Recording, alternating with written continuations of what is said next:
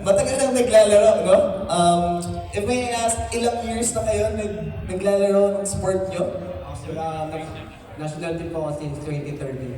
So it's been 13 years now. 13 years. Okay, 13 years for JR. And Kat, ilan? Bago-baguhan lang po ako ngayon. I started no 2023 lang po. 2023. So relatively new rin. And I'm pretty sure some or if not most of them can relate one way or another. Yung iba baka matagal na. Iba first time mag-SEA Games, mag-Youth Asian Games. Yung iba matagal na rin dito. No? And I guess let's start off with Sir JR. I've seen you play since nung nag-start ako, 2019 SEA Games, nag-start ako.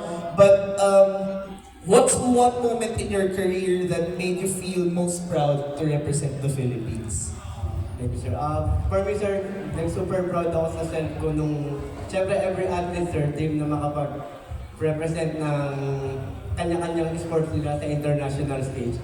So, wearing Philippines, or in our event po, in Taekwondo, we're wearing Philippines, wearing competition uniform na may Philippines sa likod. Sobrang nakaka-proud yun. Kasi, syempre lahat, parang lahat ginusto mag-dream yun. Pero isa ka sa mga napili ng PSC or ng Philippines na i-represent yung country sa international stage mo. Kaya super nakaka-proud po yung feeling na yun.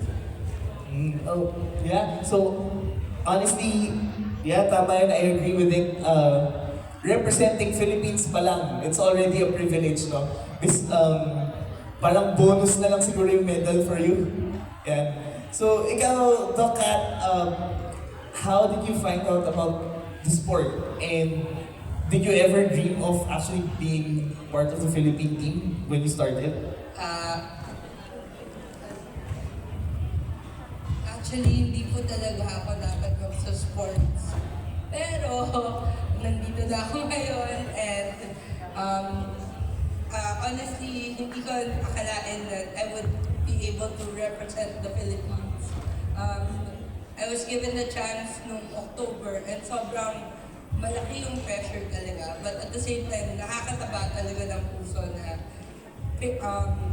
ipinaglaban kayo ng mga coaches nyo, ng mga iba't ibang mga tao around you na kayo talaga yun. You're the cream of the crop, you're the best of the best, and we want you to represent the Philippines. So, sobrang laking boost of confidence, pero at the same time, malaking responsibilidad din yun. So, I take it as that, yung dalawang bagay niya. Yeah, so speaking of that, no,